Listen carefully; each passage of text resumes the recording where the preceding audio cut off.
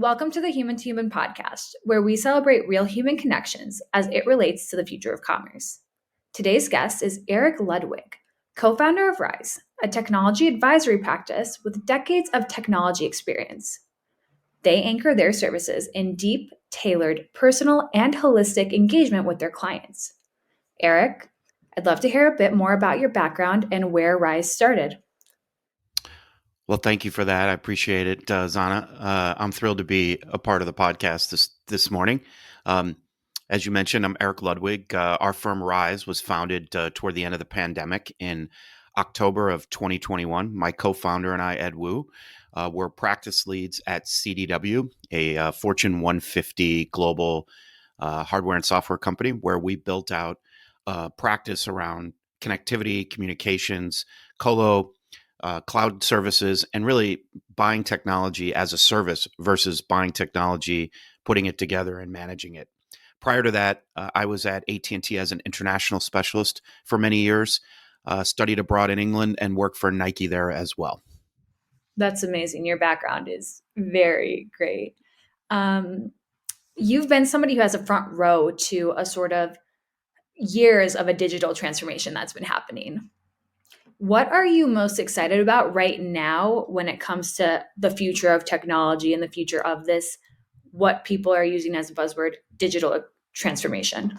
Sure, that's a great question. And indeed, I have been fortunate enough to see some real significant evolution in technology from communications to how clients evolve their brands to kind of the launch of the internet and utilizing e-commerce as a way to drive revenue. I think from my perspective, what's most exciting about the evolution of technology and the quote digital transformation end quote, which I think is one of the most overused terms in all of mankind and humankind at this point. Uh, I think it's that technology is now being viewed as an enabler and as a profit center. For a long time, technology was a cost center. It was something that you had to have, but it lacked the ability to differentiate. And I think through the new technologies that are prevalent and through the abilities to interact with clients, with suppliers, with business partners, with people that you're serving, if you're in nonprofit, if you're in education, if you're in government space, I think it's super exciting that these technologies will enable better communication. They'll enable the ability to either preserve and expand your mission, whatever that may be, and or to drive revenue and gross profit rather than being a cost center. It really gives new eyeballs, it drives innovation, and it engages more people in the technology decisions rather than just the technology owners, folks in sales and marketing, folks in coworker services and human resources. So it's a very exciting time indeed. Yeah, absolutely agree. Technology is an enabler right now. Could you give us even more in-depth overview of where you see technology playing a role specifically in customer experience? Sure. I think customer experience, it is the third term in my tenure for what started as a, call center, really, where people used the phone and communicated with brands via the telephone. And then it evolved into a quote contact center where you went beyond just a voice channel and had the ability to interface via things like chat, perhaps email, and maybe even things like Facebook and others. And now it's into called customer experience, because customer experience, in my opinion, is kind of the third evolution of how brands and organizations communicate with their clients. And I think now what you're finding is the ability for clients to self-service using technology, which was never something that was available, the ability to resolve problems via technology, the ability to limit the amount of time that they have to spend in order to engage with a brand, be it for a purchase and or for an issue, or it can extend the amount of time that a client can engage with a brand and ensure that there's more consistency, that there's more of a personal touch, and that an individual has an opportunity to really engage with that brand and that organization has an opportunity to engage as well with that client. So it is really upping the game in terms of customer experience, and that is across AI to different types of technologies utilized to different ways that those potential clients engage directly with that brand or organization. So it is the paramount driver, in my opinion, for how clients are going to expect brands and organizations to interface and interact with them. Absolutely. Something that I found interesting just now, for me, the call center and then that evolution to the contact center, I've associated forever with customer service. Are you now seeing that how technology is evolving, customer experience and customer service are now combined? Is there a way to differentiate them? Can you? I don't think you can so much anymore. I mean, I think it used to be that call centers and contact centers, for the most part, were utilized as a post sale activity. Now, there were certainly brands. I mean, you can go all the way back to the early brands of non brick and mortar commerce from firms like Montgomery Ward's, based in Chicago. And, there's a great retail history about Montgomery Ward's and Woolworth's. Woolworth's had stores, but Montgomery Ward was just strictly a catalog business. Sears was another great one where they were able to expand their business into catalogs. And so, notwithstanding those few firms that operated completely independent of brick and mortar, post sale activity was really how a contact center or a call center or a customer experience was viewed. It was you bought something, you either want to fix it, you want to buy more, you have questions about it. And I think now that's evolved considerably. There are many brands and many organizations that have no brick and mortar. In fact, many of them are brick and mortar after they've evolved from an online business and using customer experience and contact center as a way to engage those clients. So I think what you've found, Zana, is a move from a contact center as a post-sale activity, and now it's more of an entire evolution in that journey, and can include investigation into a particular product, can include client consultation, can include customized design for particular organizations, all the way through to purchase. And then, of course, for post sale activity that mirrors or mimics some of the activity that was being done in the prior permutations of contact center. That's wonderful. I know just now you mentioned a couple big names, some huge brands. You have experience working with some major players in the game, correct? Yes, I do. When we're talking about these larger companies, what should they be doing when it comes to making this what I'm calling a transition? What's a must for companies when it comes to innovation? I think For these large companies, companies, pardon me. sure. I think organizations need to start looking at how long they ask a client to engage with them to solve tasks. I think that in the past, you might have people on hold for a really long time, and I think that the organizations that require someone to engage with them, where it takes a significant investment of time and energy, are going to find themselves on the outside looking in. I mean, I look at my own life and my own, outside of my work experience. I don't want to sit on the phone. I don't want to wait in a queue. I don't want to be bounced around to 15 different people. I don't want somebody to put me on hold for 20 minutes to try and solve a problem. And I don't think anyone does anymore. And I think when you start to look at the brands that are most revered in the United States and around the world, they're the brands that make it easy for clients to engage with them. Firms like Apple and others. And there's a reason for that, because they solve problems quickly. They engage with their clients where their clients want to engage with them, i.e., whether it's Twitter or Facebook or LinkedIn, or whether it's email or chat, or whether it's using a chat bot, or whether it's peer-to-peer video. A client should have an opportunity to choose the level of engagement. And an organization, in my opinion, is now responsible for enabling the interface with that client to be as frictionless as possible and to minimize the amount of time investment. And so you're seeing that. You saw, for example, over the Christmas holiday period, an absolute meltdown for Southwest Airlines of their entire system, where they grounded all their planes and people couldn't get through and people couldn't rebook, and it ruined their plans. Now, look, some things happen. You have weather events, you have maintenance events, etc.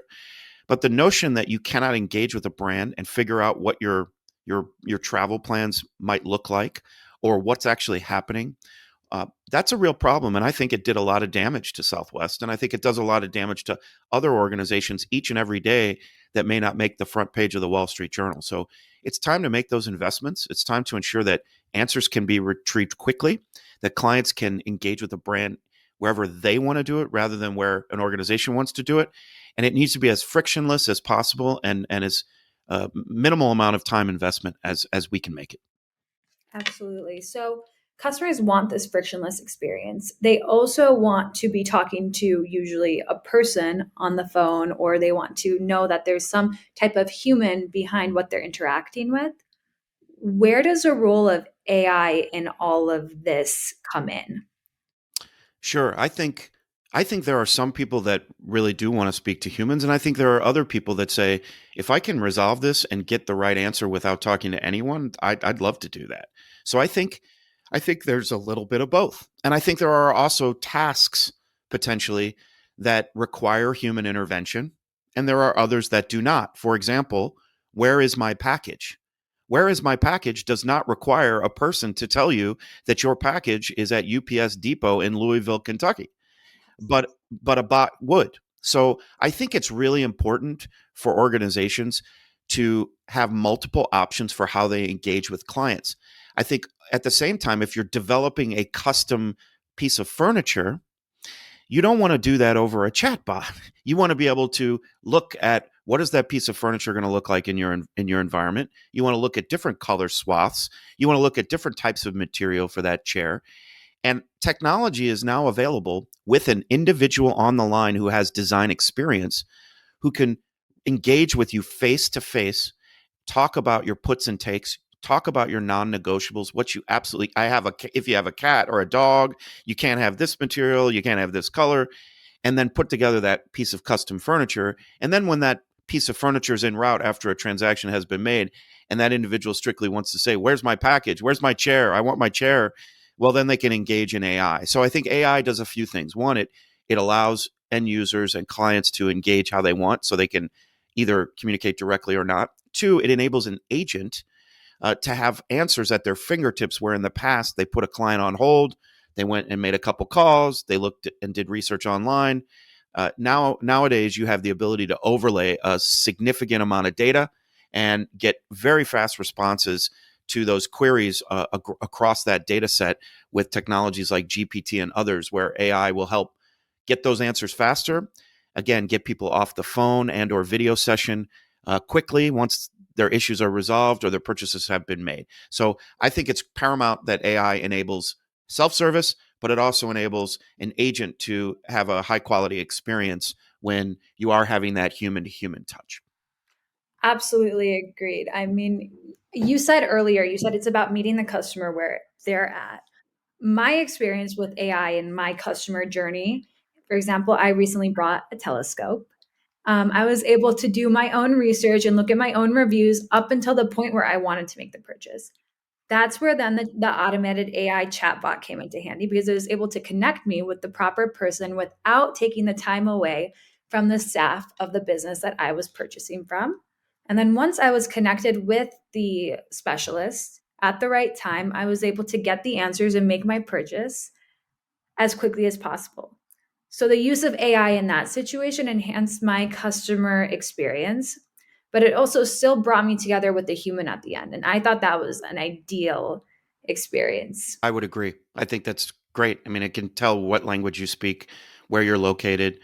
You can do all sorts of things with a chatbot. You could have said, "I live in an urban area. I live in this type of an environment. I have this much space. It's a bright environment. What should I be using?" If you didn't know what you already wanted, so I agree with you. It can be part of that part of that decision tree. It can be part of that transaction. It can be part of the back end making a client happy, but it doesn't necessarily replace in the use case where an agent or a person is required. It doesn't replace those people, but it can make that a faster and more pleasant experience. Absolutely. The AI was answering some of the questions that I know a human would never be able to answer. It was very specific to my situation, which I thought was so interesting. But then talking to that human at the end made me feel like, okay, this is a wonderful brand. Yeah, and I'll bet that anyone that's ever in the market for a telescope, you're going to be a major promoter of that brand as a result of that experience, which is why it's no longer a contact center. It's customer experience, which gives you the ability to then go out and evangelize on behalf of that brand because of the way they interacted with you. And that's a huge win. Great investment for that organization. Oh, absolutely. I mean, I'm endlessly saying good things about it now, and it's a great example of what we talked about today. A great way to sector into my final question, honestly, which is overall everything we talked about. What would it be your one takeaway from our entire conversation? The biggest takeaway for me is clients would like to have choice. And just like everything else, there is no silver bullet. There's nothing to be afraid of. And technologies exist today that are available as a service, build on consumption. So there's no reason, in my opinion, why a brand can't provide options for how clients want to engage with them. It doesn't require an army full of people to configure things, to keep things running, keep lights blinking. Technologies tend to work with each other. So you might have a data set that resides in one place, and you might have a query engine that resides in a completely separate place, but they're able to interact with one another based upon APIs and how technology has evolved. So, chatbots, front end customer experience, engagement in digital channels, the AI components based upon how you query data lakes, and then the ability for people to speak over the phone, over chat, over email, and to be able to engage face to face. All of those exist. All of those can work uh, with very clear clarity and can offer your customer experience to an end user the way, again, that they want to have that experience. And it doesn't require massive capital investment. It doesn't require tons and tons of people. So I think it's worth engaging with someone that you trust, someone that's a consultant who has some experience in this space, someone who will help do the research with you and for you, and then bring different options so that you can better serve your constituency, again, whether in the public or private sector, and get them to resolution faster. So use the technologies, guys. Go look at it.